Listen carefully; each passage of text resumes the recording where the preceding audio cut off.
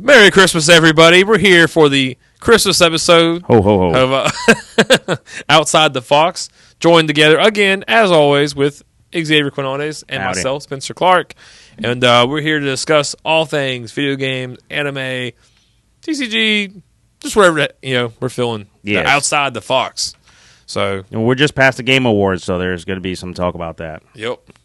Start it off, my friend. All right. So, before we get into like news and Game Awards and stuff, I think I want to talk about I've been playing Metroid Prime 4 Beyond. Dude, I forgot that came out. So behind. when I started it was like an easy 8 out of 10. I was very surprised. Like the options for like quality and performance is like 4K 60 is minimum, and then 1080 120, which is pretty wild to me. Like I Kind of on Nintendo-like a little bit. Yeah, very much. Like I just didn't expect that. Like PS4 Pro doesn't even have stuff like that on a lot of them.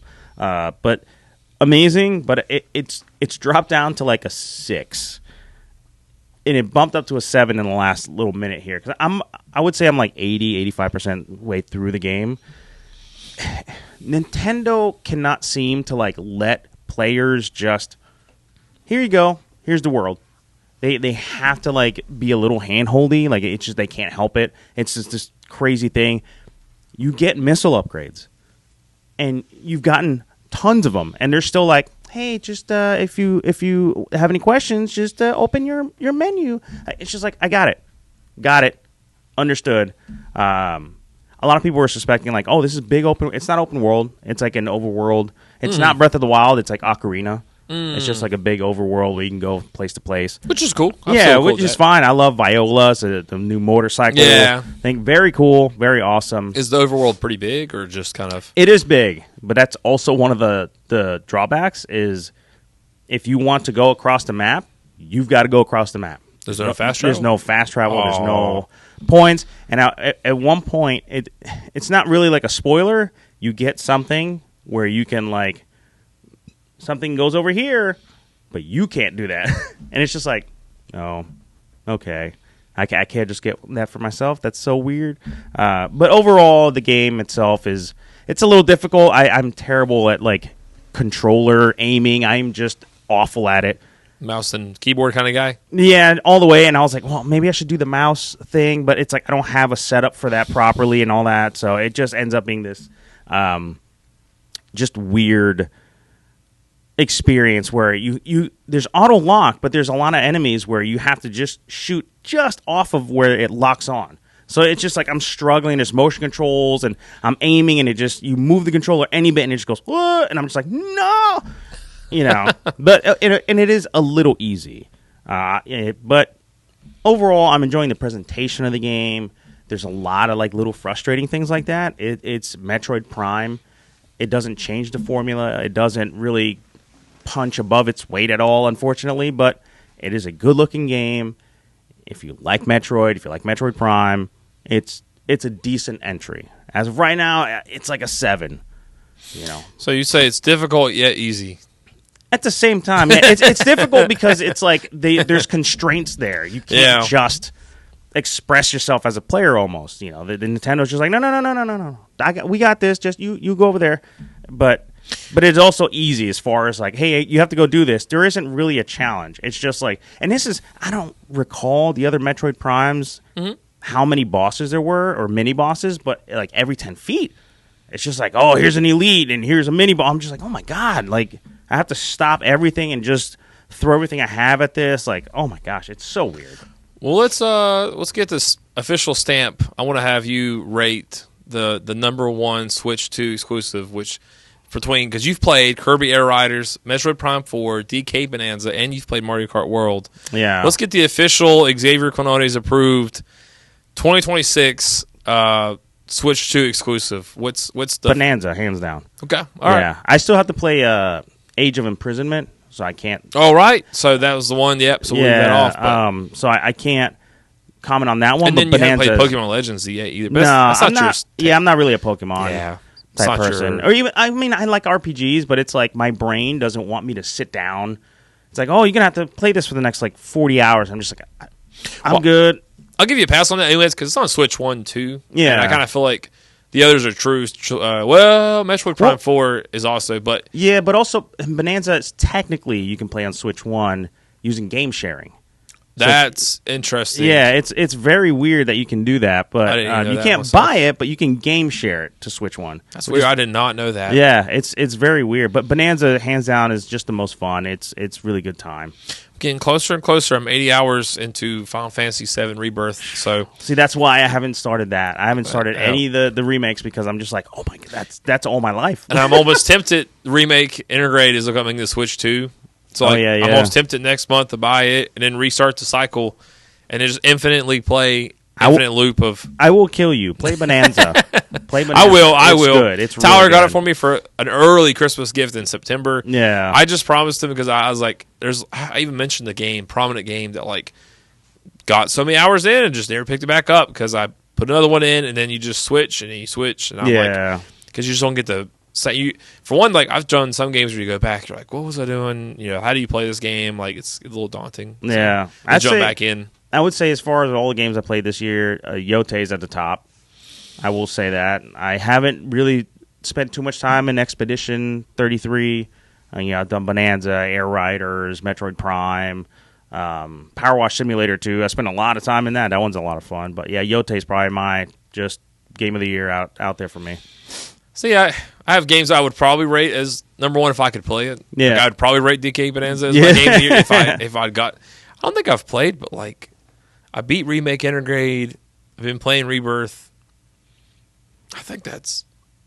I swear to God, there's one more in there. I swear that there's at least one or two more games. Yeah, I've dabbled with Pokemon Scarlet at times earlier in the year, but that's like an expansion of like time that I'd already spent. So like. And to be fair, you've been busy as hell this year. This has been an insane year. Yeah, it has. Yeah. It has. So unfortunately, adulting. So and businessing. So, but I mean, the upside is Final Fantasy's your game of the year. It is. It wins. I will say, did play a hell of a lot of Magic Arena.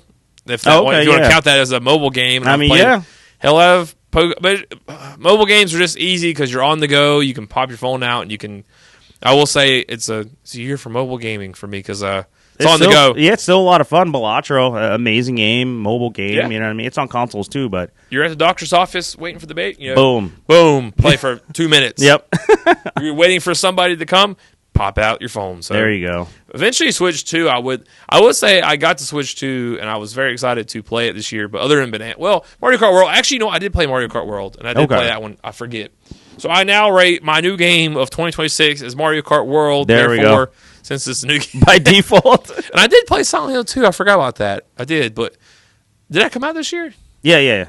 Silent Hill 2 is now my new game of 2026.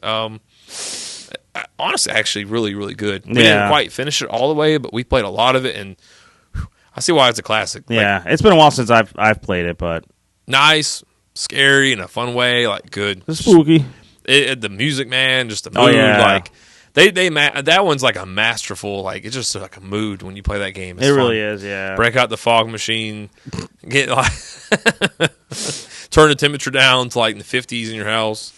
Turn the lights off. Turn the lights off. I will not be doing that. No. Put like black tape all over your windows. Oh God! And just go to another place. But anyways, biggest topic I think that we're probably going to cover, and I'm sure both Game Awards. Yep, was number one. Well, we haven't even spoken about what we were going to cover. At least my part. Well, actually, we'll just kind of go into them. But Game Awards.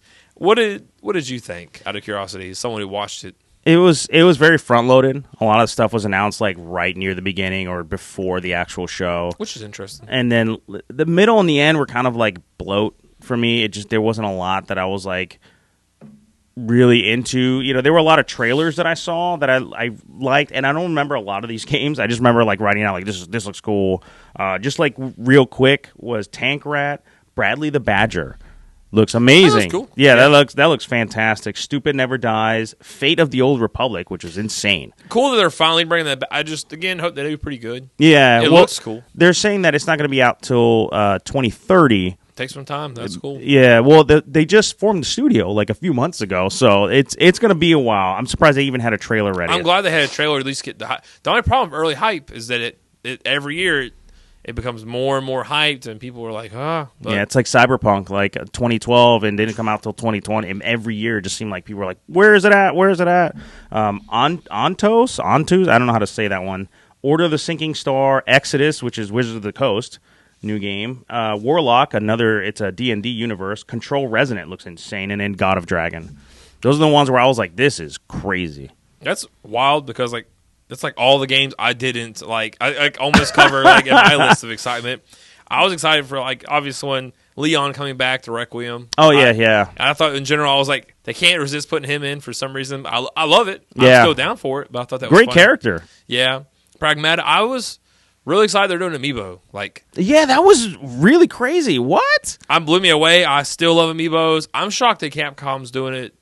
Well, they might have the stuff in the pipeline. I'm shocked they're doing it because of, like, in my opinion, the price hikes with tariffs on Street Fighter and the new Legend of Zelda ones. They have, like, GameStop this week had them for $6 a piece on all the Amiibo lines for Zelda and the Street Fighter ones. I thought about picking up one or two just to be like, oh, man, Street Fighter. I still love Amiibos, too, and it's still wild that there aren't a lot of non-Nintendo franchises that are Amiibos. That still blows me away. Street Fighter, you can kind of like see, but things like Shovel Knight is like wild. Dark Souls. Unreal, yeah, just unreal. Like that has to have such an impact on Nintendo for them to be like, yeah, go ahead. Which is cool. I mean, yeah. The Smash line was great because you get to see like Banjo had his own Amiibo. Yeah. Sora, there was some really cool ones. So good. It would make me excited if they. I don't care if they do a new Smash like all together. If they said, "Oh, we're doing Ultimate with seasons 3 and 4 or something like new seasons added on like characters." Yep. And we're bringing in like Master Chief and like Doomslayer, like they talked about, like the rumors. All those other ones, that people wanted. They wanted, people had rumored mill like have been like, oh, this is happening. Like I would love to see just an amazing fighter like that tied up with like all these extra characters, and we're doing it. Final Fantasy VII, they could go ahead and add. They've already got Sephiroth and Cloud. Just round it out with like just bring the whole cast. Yeah, Yuffie, Tifa, Aerith. Yeah, bring them all. Tifa's I mean, like I would say as a fighter, like Yuffie and Tifa would have like the most unique. Oh yeah. Well, Aerith, I guess too, because of magic. But like, yeah. But you like in your Red 13, you could do all kinds. Oh, of dude, yeah. Oh my gosh. Nanaki, whatever you want to. Like, it'd be like Okami, get a cool amiibo out of it. That would be cool. Yeah. Oh, Okami would be cool too. But Divinity, which that wasn't an exciting one for me. I wrote that down because the guys at the shop were like, I came in the next day and I was just like, I was like waiting for some big release titles. To me, like overwhelming, like GTA. The GTA 6 got a new trailer, right, or something? No. See, that's what I'm saying. Like, I'm talking about like undeniably huge. Yeah, like a megaton. That's what we used to call it back in the day. Like, oh my god. Yeah, like something so huge of a title that you're like, it just dominates all the news. Like, and I feel like the Divinity thing. Like, I've never been a Divinity. Like, I've never played any of the games or anything. I was very intrigued by the statue. And I literally been tweeting and emailing everybody I could, like, hey, I will come get that statue. Let me have that. Because a lot of these companies, they just destroy that stuff when it's done. So I was like, please don't. Like, I will come get it, please. And they were like, stay tuned for more information. I was like, okay, well, never mind. I felt like it was missing the big three as far as, like, any announcements from them, exclusives. Yeah. All of them are saving it for their own showcase, Yep. Strex. Like, I don't think they wanted to share any of it. There was no news to be had of anything of any kind for Nintendo, PlayStation, or Xbox. They were and Valve, I guess, even too. Yeah, I almost was expecting something from Valve, but Valve doesn't have to. They're like Nintendo. 3. They can just be in their own lane. They do not care. Yep. You know what I mean? And they probably won't even put their new hardware in stores because it's just like, we got our own thing. You know, it did so well. I mean, like the way they modeled it. I mean, I know GameStop, I believe, was the only one that. I know like they take them pre-owned. I don't know if they sell them new. Yeah, I think it's pre-owned, or it might sell them new on the website. They're like the only place, and I can see why, because they have like such a good there's like a base there. You know what I mean? Like as far as a national retail chain that like other than Best Buy, it's like your only two left that are like just really electronic focused. Yeah, and Best Buy I think already has like something to do with like the Lenovo stuff too. And, and ROG Ally. So yeah, that makes a lot of sense. And then.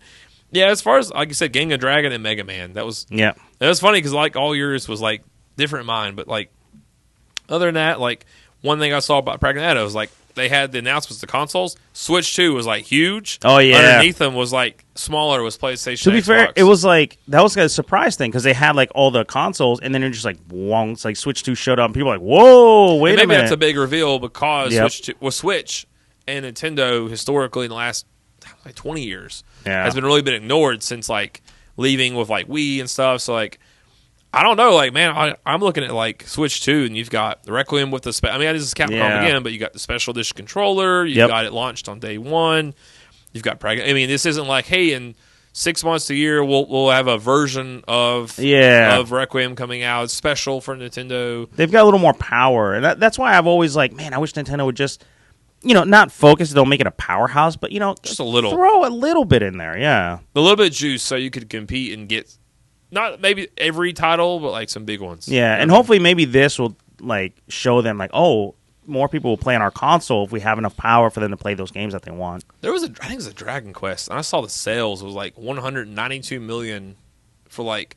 No, that can't be. That's insanely high. That's absolutely like just. I can't remember. Maybe it was 192,000. Sorry, 192 million would be like the highest selling game. 192,000 versus like. I think it was like 80. It was. I know it's two vastly different numbers, but it was like either 85 or 110, 115 of like PlayStation copies. Yeah. But it was like they sold. I mean, obviously, like let's just go with like 100 to 195. Like they sold like 95,000 more copies on Switch. Yeah. So like Switch, I'm noticing like physical, but the game key cards is the only thing I feel like because that every post, and I mean, I even saw one the other day. It made me laugh because the internet culture. Like someone posted it, and of course it was a game key card, and then people were like being like, there was the commenters like, yeah, like another game key card. When are you guys going to learn? But then there was like comments that were like. I'm a game key card, like here comes the game key card, like commentary. Oh my god! Like there's people like anticipating the comments for the game key card people. Oh yeah. And then there's people actually who were there, and I just made me laugh because scrolling through it was like people like, "Here's a game key," and then the others were like, "Why? Nintendo, why?" Yeah, and it just made me laugh. People want like physical, and what's strange is like if you look at physical media, it's actually making just a slight comeback. We've said that over the years, like with vinyl records and cassettes, even. But CD is like it's actually ramping back up. My oldest son wants a CD player and CDs, and I'm like, what? Why? It's like, it's like vintage, and I'm like, okay. I think we're gonna retreat back to analog as the future begins. Analog horror is popular, so it's just along those lines. I mean, I did see, speaking of Welcome to Derry, which I don't want to get too far off from that, but like I watched it, but man, I am really excited to watch it, Welcome to Derry. I watched the first like 15 minutes of the first episode, and like that was it. Well, they're doing a 4K. I saw Steelbook. Oh, okay. And I was like, ooh, speaking of like, even pressing everything to like 4Ks and Steelbooks, and I was like, man. They're re-releasing a lot of stuff. Like Back to the Future just got a Steelbook re-release and everything, so. Pretty. And I guess my only other thing to talk about, unless you had some more with this, was Clay Obscure. Obviously, it just swept the award. Swept. It was just a clean. Yep. And I will say they did things right, because after they won, they say like, someone said that, like how GameSpot put it to say, Mercy, they put like, ton of new areas, bug fixes. I was like, that's a way. I will say that is a good way of winning. And awards is like, hey, by the way, thank you. Here's some stuff. Yeah, I think that one of the best things about that team and that game is that they've been very humble. They've been very happy, even though that game has had issues. It is a little choppy. Like when you're playing it, it almost seems like your computer's lagging a bit, but it's just the Unreal Engine stuff that they had to work with. But that team seems extremely passionate, very blown away by the reception. Yeah. Even, I forget his name, the Daredevil, the guy he plays the main character. He did the voice acting for that. Star? No, that's the boys. I forget his name, but he was blown away by the fanfare people had for his character. No, I don't know. The Daredevil actor. I forget his name. Ben Affleck? No. That's the old Daredevil. The new one. Oh, I know who you're talking about now. Sorry, I've gone through everybody. But yeah. I know the face. Yep. My brain's not. Yep. But he was just like, I can't believe. Like, he's like, I didn't even. And he said, like, I feel bad because I didn't put, like, my all into it. I was just, like, doing what I was supposed to do, but people loved his performance, and they're going up to him like, oh my god, thank you so much. And he's just like, what is this is wild. And now he's going to conventions and all that, and that, it just seems like everybody who's been a part of that development has been really blown away by the reception, which is good. They deserve cool. it. Yeah, it's nice 33 developers, 33 people. What? It's nice to see like an indie kind of win out and like like do so well and they have so much love, and I bet you whatever project they do next, they'll have a lot of like fanfare. They're going to get a lot of backing too. But that's the scary part too, because you always have a sophomore slump for any project where there's always that freshman bump where you're like, this is amazing, the freshman, and then the sophomore. But who knows? Maybe we'll do fine. I feel like that falls more of a music thing, but there is a truth to that. I feel like. Yeah, there is, and it's hard when you come out of the gate swinging and you hit this huge high. You can't. It's hard to get back there. You'll probably never. I don't think they'll probably never hit the heights of just sweeping stuff. Like they'll have like praise, but not like, here you go, you won the entire game awards. The community in general. Like they'll probably have a lot of praise, but not quite that level of adoration. But if that team stays passionate like they've been doing, they're going to knock it out of the park no matter what they do. Absolutely. Yeah. And I will say, though, speaking of Game Awards, is like Yote didn't win a damn thing. That's crazy. Bonanza got the one that Nintendo always wins. Yeah, the family. The family. Yeah, that's always the... I feel like it's like Disney being placed into the animated film for Oscars. Yep. It just usually always happens. They always at least get nominated, and if they don't get nominated, they always win. Yep. So I was like, oh, my God. But yeah. And then Mario Kart World got like best... Racing, probably. Yeah, something like that. And it's just like, okay. And there were a couple where I was like, what the hell? I saw Death Stranding I don't know if it won anything. No, it didn't. And like, that's crazy to me. It was nominated for a ton. And that's very surprising because Jeff Keighley like glazes Kojima like on another level. There was a lot of I didn't see it, but I just kept hearing about it, but without any like juice to it. Like flack on Jeff Keighley. Jeff Keighley? Yeah, Jeff Keighley. This is weird. His name's spelled differently. But, yeah. But like people like just saying like, oh, its sponsors have taken over. It's no longer like about gamers. It's about Gillette and Pepsi. And they've had that since the beginning. I know, but it was weird because I saw that like people trying to build this like negative. Again, and maybe that's just like because that's how it goes, like doom and gloom and negativity wins out, and you don't see the positive posts. But like, I saw people trying to be like, oh man, it just lost the heart and soul, and like like. I don't know. People looking. I could tell they were like looking for problems. And I think that's just because a lot of people want their favorite game, to win or get an award of some kind or be recognized, and they don't. And so they have this issue with the Game Awards. But the Game Awards, it's obviously needs to be front loaded with advertisers. Otherwise, they can't pay for all this stuff and have all these trailers and everything, which does suck. It does take away from the experience a little bit, but. The Game Awards is not the Oscars. It's the MTV Music Video Awards. Like that's what it is. Like it's made in the presence. I feel the absence of E3 all the time. Oh yeah. But even then, though, in its dying days, Nintendo wasn't trying to. Nintendo kind of like led the model of like stepping away officially first and doing the directs and it ended up being popular. Then I guess Sony. Yeah, Sony was the second one. They were like, yeah, we're out. Finally, Microsoft because they stayed. I remember they still made E3 kind of cool whenever E3 was going on, but then once E3 died, it was like everyone was. Plus, they own the theater that's like up the road, so they just announce everything there. They're just like whatever. Oh yeah, it was their own. Yeah, and they have the Fan Fest every year on their campus, so they've got a lot of avenues. So they were just like whatever, we'll follow suit. I miss it, like where it's like a general all around. Here's where all the developers are gathering, but that we've passed that point. Like now, it's like Nintendo will obviously have a direct. They always have one in January, if not beginning of February, after the holidays, and they'll probably have tons of stuff outlining the first quarter or two. I think Xbox has got one next quarter. I think February they do their Fan Fest, February or March, and Sony usually does something in February as well. Yeah, they always do something to the lead up. But yeah, I missed E3 because everything was there. Like this is the time to announce everything. Everybody was in one spot, so you got everything over the course of a week. And now it's just like, oh, Nintendo's got this month, and then it's just like everything's scattered. I mean, it's nice because you have time to breathe and have the discussions and everything. But I just miss being inundated with just news and trailers and all that. It's like Comic-Con, Dang it. Yeah, I know. But I'm glad that we have a December thing going on. Yeah, before that, it was like I guess June and. Then you had like nothing. Yeah. TGS I think was like September. Yes, like that's it. Like that's all you got. Yeah. Well, now that what is it?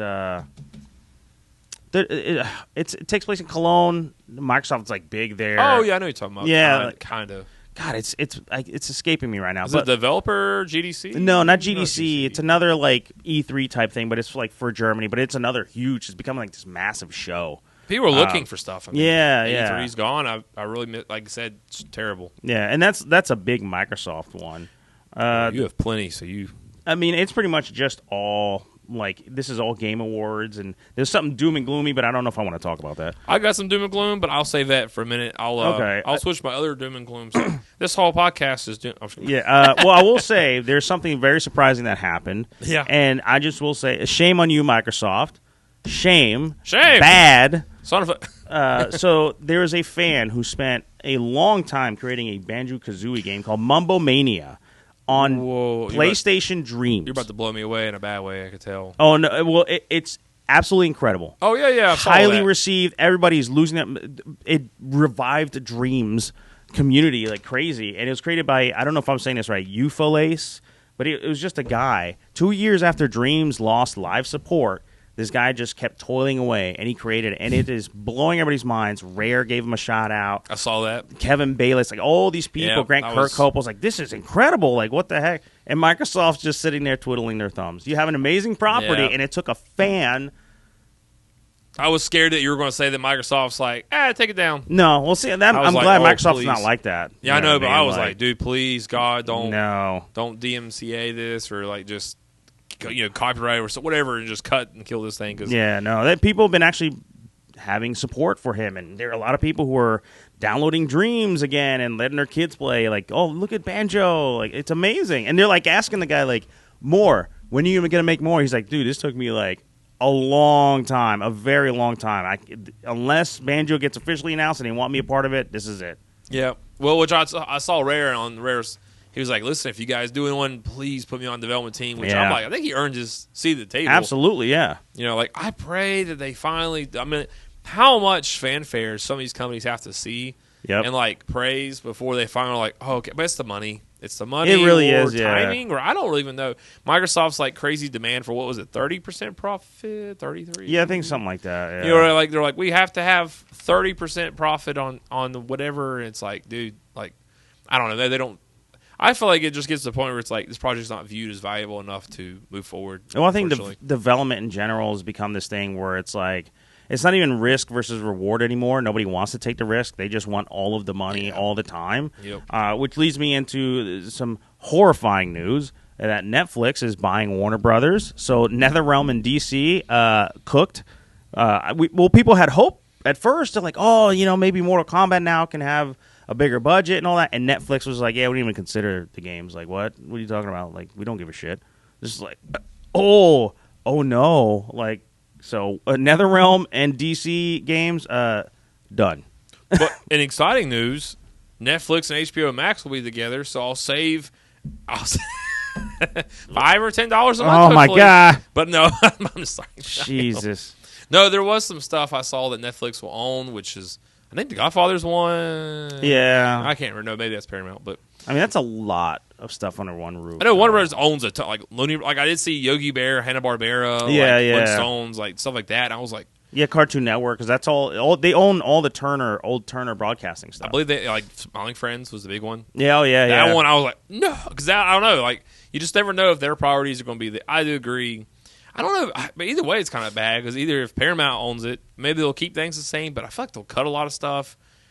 I don't know. Either way, it's sad because like HBO for one is like amazing. Like look at the new Welcome to Derry. I think they announced 3 seasons. Yeah, we only have the first one out. It's absolutely a banger. I'm sure they would continue it, but I'd hate for it to go like development hell or like just something like that. For example, I agree with you. That is kind of a it sucks because HBO when Discovery bought HBO, there were 2 shows that like I was watching and people were watching that they just said, get out of here. We don't care about this. It was the Owl House. Amazing show, and then Infinity Train. Infinity Train was just getting started. It was a really cool mystery, sci-fi thing going on, and they were just kill it.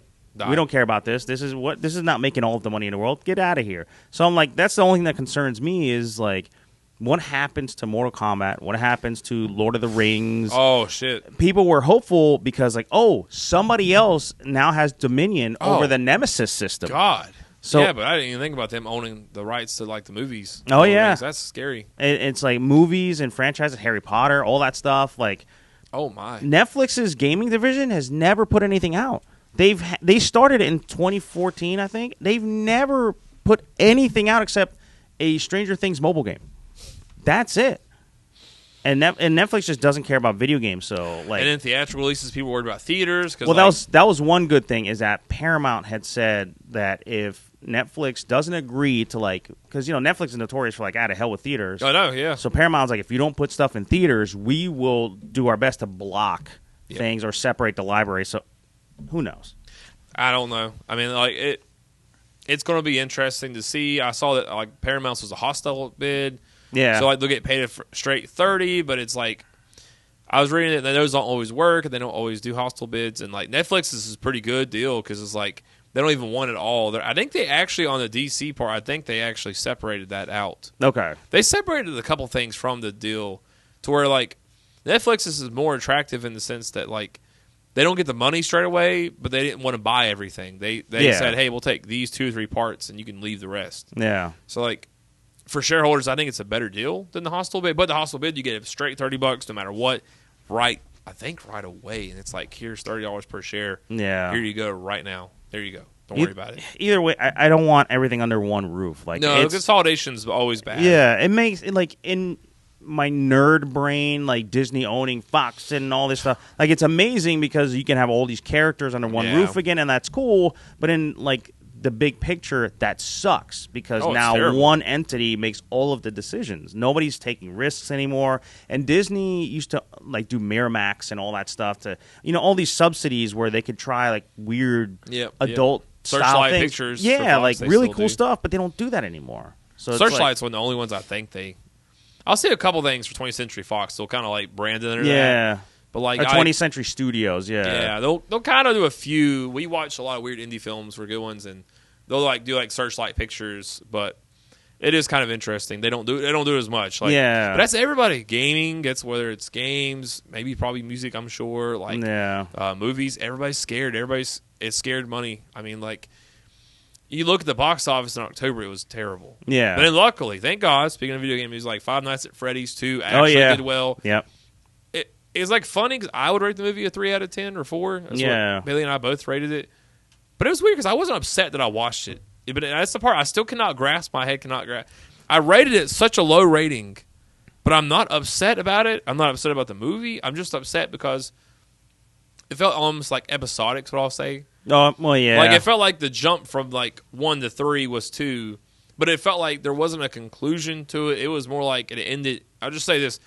It ends kind of in the middle of where you're thinking is going to end. Okay. So, like, you almost have to pick up. Like, some of those movies are like, and you watch 3, it should pick up right where 2 stops. Yeah. But because of that, it like just kind of rips it. It's like, all right, credits. And it's like, you're like, but this isn't over. Yeah. This doesn't feel over. But you're like, well, okay. And I'm glad it did well. I was really scared because the reviews at first was like 12% on Rotten Tomatoes. People like were reviewing it like, and like audience. So I was like, and it's done well. I'm just happy. Because I was sitting there, I was like, listen, I've already committed. I've watched 1. I've watched 2. At least, kind of like when they did Star Wars Episodes 7, 8, 9. Yeah. 7 was okay. I watched 8. I couldn't stand it.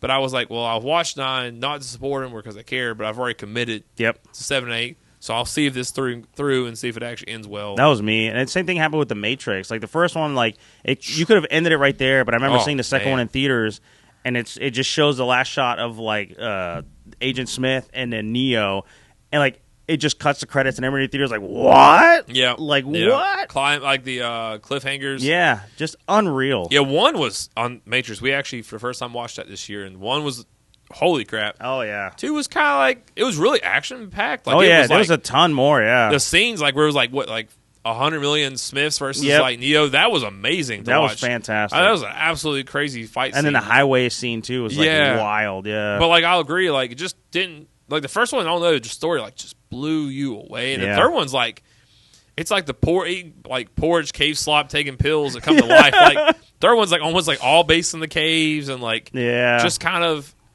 none of them, the first one almost holds this kind of magic. It really does, yeah. It just feels so good when you watch the first one, but the other 2 are kind of like, they're good, but it's still depressing because like the end, it's like, now the reality is this. And it's so funny, too, because it's a great allegory for, like, virtual life versus real life. You're like, damn, real life sucks. Let me jack into the Matrix and live this fantastical life, you know? It's like, wow. And then, like, Neo just getting real life powers, like, that was weird. It was weird. It was very weird. Yeah. The only thing I will say I really enjoyed about 3, I watched it in theaters, And the Deus Ex Machina, that giant face that made out of like all the Sentinels, when he starts like screaming, the sound system was unbelievable. Like he was screaming, it was high pitched but really bassy. And I was like, oh my god, it was insane. It reminds me of Dune 1 and 2. I actually had to put my AirPods in because it was like it was that loud. I was like, and then the light, like it went like he went in darkness, and it was like the white of the sands, and it was like blinding, almost like I needed sunglasses and AirPods. I was like, oh, really excited for Dune 3 as far as 2026. Yeah. But and I will say one fun thing about robots. Dos Amigos in Conover, they have a robot that serves you your meal. Yep. I had a little cat come up and be like, your meal's third row down. And I was like happy though, because I was at my phone. I was like, oh. So I almost recorded it because I was like sending it to Bailey because I was like, she's not going to believe it. So I just tell her a robot served me a meal. They're like, a robot? Yeah. Served me a meal? And I'm like, babe, it served me a meal. I'm like, we've been back like once or twice just because I was like, you've got to see it. And she's like, if you hadn't videoed it, I almost wouldn't. But she's like, when she saw it, she's like, this is unbelievable. And I was like, yeah, isn't it?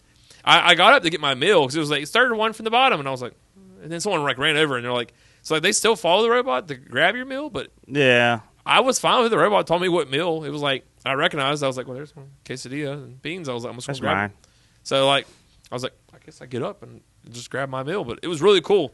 Really cool. That's awesome. In the future. But speaking of robots in the future, they continue Doom and Gloom 2025 coverage. Tyler's first one told me it's like weird because I don't see as many people freaking out about it. It's almost like it's like still a topic that's like not being like mainstream news has not like hit it like where I'm seeing it like every day blasted. Yeah, the RAM shortages and the SD card shortages. That's insane. I did the research before I got here because I wanted to make sure because I had seen a Reddit that was like Nintendo is just they're fucked. Yeah. I mean, we're 2 minutes past seconds, but yeah. like Nintendo is just fucked. They were like, oh my god, because like they have lost $14 billion in shares value since like I think, and they're losing.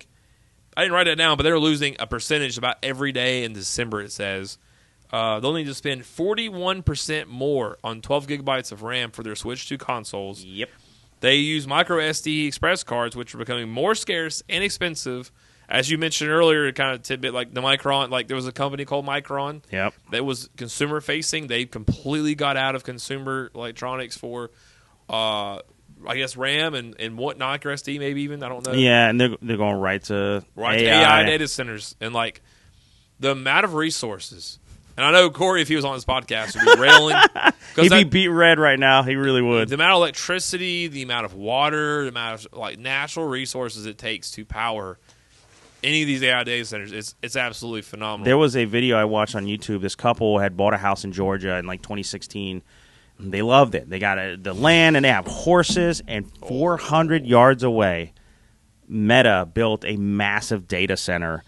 And they have to start their faucet. They have to have it filtered. They have to start their faucet when they get up in the morning so they have enough water to flush their toilet throughout the day. Like, they literally just put a jug and just open the water and walk away and just let it slowly drip so they can flush the toilet. They said at night they have to have blackout everything because it's blinding light that comes in, and they said the smell is unbelievable and the sound.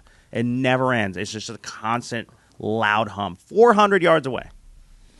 Dude, that's like a nightmare. That's crazy. I'm blown away. And the worst part is like, normally you would have regulations. Like, hey, you want to build all that? Said that they let the city was like, here, go nuts. You're paying us how much? Go crazy.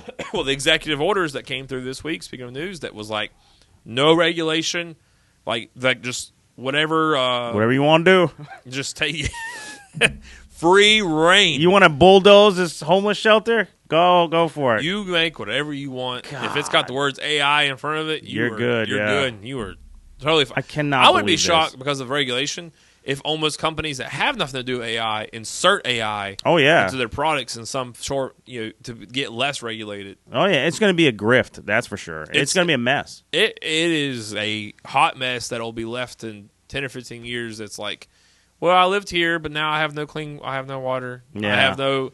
I'm out of this area. It's just going to be And the administration lifted EPA restrictions as well, so dumping is going to come back. I mean, my God, we're screwed, man. Oh yeah, but This is why we need video games to distract it. yeah. Well, and I would buy a Switch too, but I think I already got it because, dude, 41%. Like I know the RAM's not the whole console. So, yeah. So we might be talking. We don't know what that 41% that I was was relative to. Like, is it like, hey, well, that was, I don't know, 150 of the price, and so like, Switch 2 will be 5. Now we've already heard, like Tyler, even I agree. I've heard this. PlayStation's probably talking about price hikes. Yep. Xbox, is it the second or third? I think it's the third price hike, right? Yeah, third. For the last total year. I don't think we as a community are ready for this. Like, we are not prepared for this. Yeah. Like, with the tariffs that hit us, this RAM shortage, I think games is about to take we're about to get shit on. Yeah, hard. and it's crazy too because I went to Best Buy just like looking around, and I saw 64 gigs of RAM just sitting there, and it was $1,000, and I'm like, are you shitting me? True. Are you retailers should not be allowed to do that. Like, you are not allowed to do market value. You are not allowed to do that. Retail is different from market value, and they're just like, nah. Which place you said that? Best Buy. Now, here's another thing, and this is getting a little off topic, but it does correlate to my next topic, which is cards. If you're good on the... Oh, yeah. So, like, last topic I kind of had was that GameStop doing market values, which it's kind of interesting because, like, I agree with you. Like, for an LGS, for your local stores, for anyone, there's not as many, like, people don't ride anybody, you know what I mean? Because you're kind of like an independent guy. We're an independent family. We're a chain of 20 stores. Or even if you're a little larger, but you're still not like... You're not a corporation. You're not 5,000 stores. You're not, I got 1,000, you know what I mean? Or a massive online warehouse or something. So there's not as much, like, the expectations we've always grown up with is that, like, the big retailers are always going to be MSRP. Yep. But it is, at the end of the day, a manufacturer-suggested retail price. It's not because we're confusing it with MAP price, which is where you sign, like, an agreement. You can't go – well, in that one, you can't go below a price. Right. So if it's like 100, you can't go below 100. But I guess you could theoretically sell it for higher.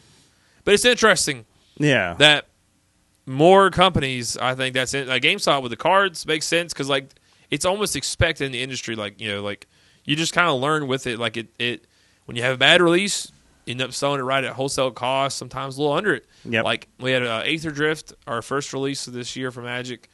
I think it's like $82. It's like $13, $14, like $15-ish dollars below cost at this point, which is, to me, astounding because that usually never happens. Yeah. Most stores aren't willing to dump their product for no lower than about the wholesale cost, like right at cost. Like, you won't make a dime, but you won't lose $1, but you kind of right at it. Okay. But with shipping and fees, you kind of do. So, like, it's interesting, though, because then, when you have a gain, it's like it offsets the lost ones, and you're like, oh, okay, cool, whatever.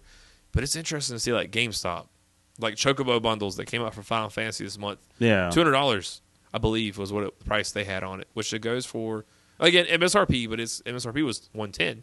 Normally, they always, like anybody, like, Target, Walmart. So it's going to be interesting. On top of the fact they're doing a lot more third-party sellers. Yeah. And the amount of people who do not understand that even Best Buy now has third-party sellers. So, like, when you see, like, I saw it today, I'm on a Magic group, and they're like, well, the Choco Bundle's $165. One guy's like, no, they're out, and now you're seeing the third-party seller price. Yeah. And it's really $110 in Best Buy. But see, the problem is Best Buy doesn't prominently show theirs. They show the third party because that way it looks like, hey, I've got it in stock. Yep. So it's like weird because we're seeing this thing where even if like people don't recognize it, it makes it look like Best Buy. I know I'm agreeing that yours is Best Buy doing it. I'm just saying, like, there are other examples that I want to say and point out that, like, where it's like it's weird. Yeah. It's really weird. And I think we're entering a new phase of the market. I think retailers for too long, big ones, have lost out on the big guys, and everyone's chasing. We're at a dollar chase point right now. Yeah, I think everybody's trying to recoup everything that they possibly can. But that's crazy because the big retailers, they've got the wholesale game on lockdown. They're the big retailers. So if you had a loss, that's a write-off for them, you know? Yeah. And it made sense for them to just stick to MSRP, like whatever, but for now, them doing that. And then also, GameStop, I will almost excuse them doing it a little bit because they will do the whole grading thing. They've got a service or whatever. Like you're sort of providing a service to the community while you're dabbling in it. That's fine, but when you start like Best Buy is doing crazy stuff and Walmart was the first one where you look on their website like, oh, it's in stock, and you will say like, oh, it's right here at your local store, and you go there and it's like they don't have it. It's just because of third party sellers, and it's like, oh my gosh, okay.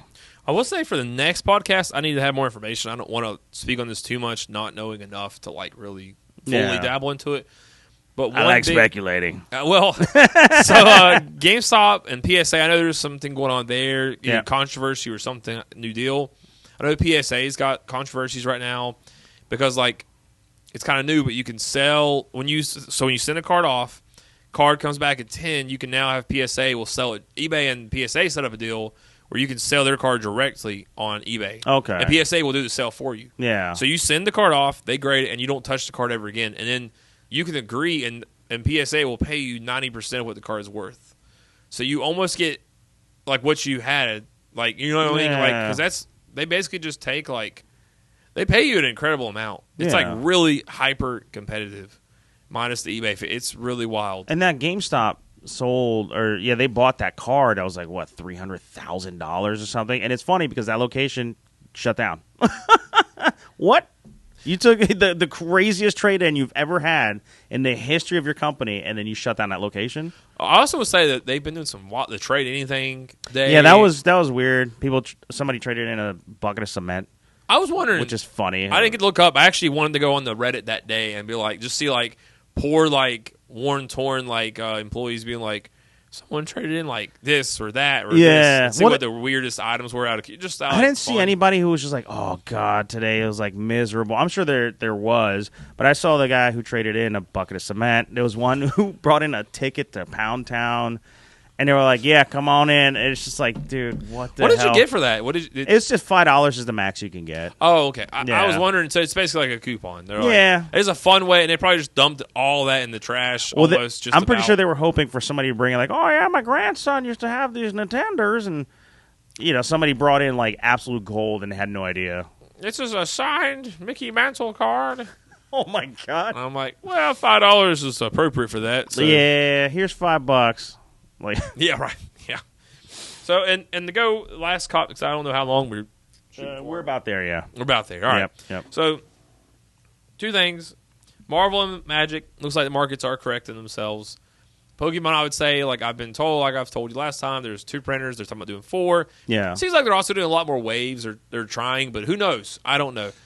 I think also, as much as the market's crazy, I think there's also this opposite market approach where everyone's scared of it crashing, and they're like, I see that crazy, doom and gloom. Like everyone's like, hey, it's crashing, and then like Magic, just to speak again on a year-end basis, like Final Fantasy, I think introduced absolute untold levels of hype and mania and prices. Insanity, yeah. And I think it set it up to where they were like, Spider-Man, Avatar, slam dunks. When Spider-Man dunked out so hard and missed the goal, I think it really impacted Avatar's potential. Yeah. And I think they're still finding their footing. It's still good. Yeah. People act like, like, oh man, the boxes for Avatar are like $360, $380 for like a collector's of Avatar. Right. That's still above cost. That's still $60 to $80. It's around $3, you know what I mean? So it's like it's really not bad, you know what I mean? Like it's below MSRP, which is like right at $455. So like, I'm sure a lot of stores would prefer to be hitting there, but like point being, what I'm trying to say is like it's really not. It's not at cost. Could be there. Yeah. And then the boxes, the play boosters are still doing pretty good. Like I think it's fine. But people got I think Final Fantasy and then Pokemon, everyone gets so swept in the craziness of what it could be that if it's not just an absolute just crazy tidal wave for some huge price, people are like, it's a failure, it's a flop, and I'm like, yeah. Well, it's kind of like what we were talking about when it came to Expedition 33. It's like this huge surge of hype, and then like the next thing that comes out, it might not hit that, and so people are like, oh, this sucks. Everything sucks now, and it's just like, okay, well, yeah, people are like that. The hype train's got to be like. To be fair, that Final Fantasy build up, that hype train was long and insane.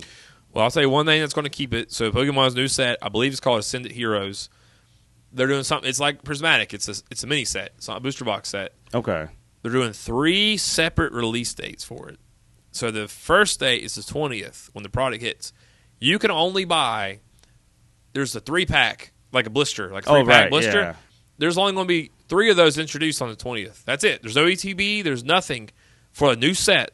The ETBs come a month later, like on the 20th. Huh. Like 3 weeks later. So they're going to stagger it. So they're going to stagger it and probably for printing, but the problem is that the only product for 3 weeks is going to be 3-pack blisters. For a brand new set with some of the hottest Mega Evolutions, Mega Gengar. I've already seen it. I was showing Corey or somebody who was just behind me at one point, like looking at the computer, and I was like, if you look, these packs are already going for like $18 to $20 a piece because of like how insane the hype is. Yeah. And then also the fact that you're not going to have any product to open minus these 3-pack blisters.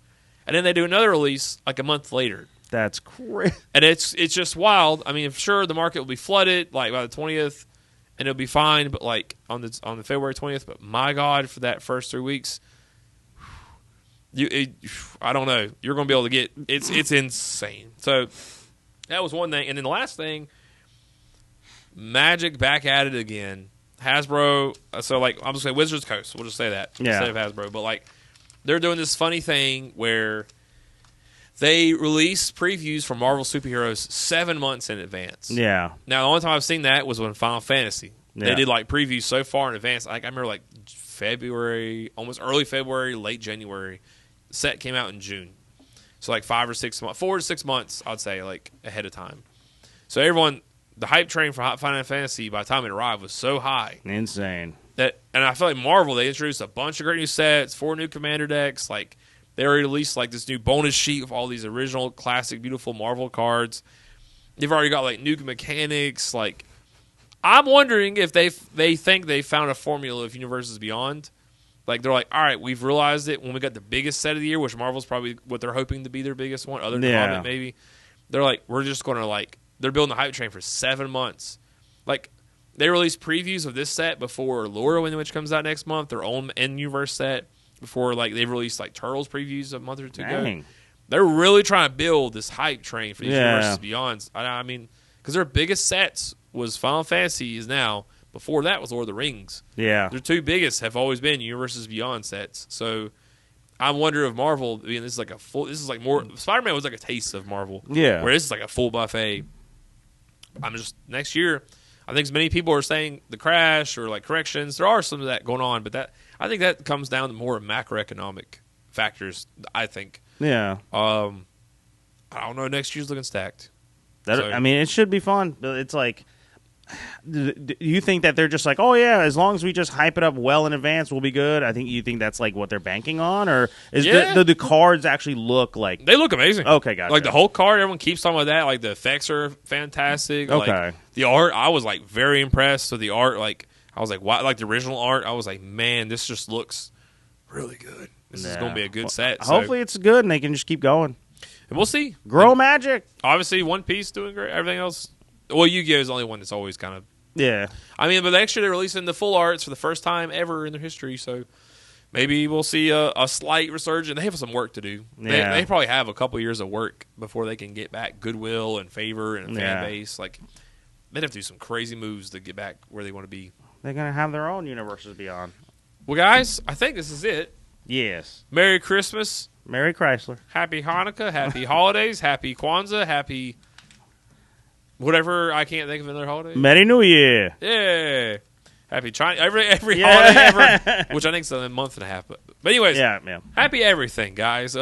We appreciate y'all. Yeah, thank you so much, guys. We appreciate you, and it's a lot of fun. So we'll see you guys in the new year. Whoop, whoop. Be safe. Be safe. Be safe. Have fun. Open gifts.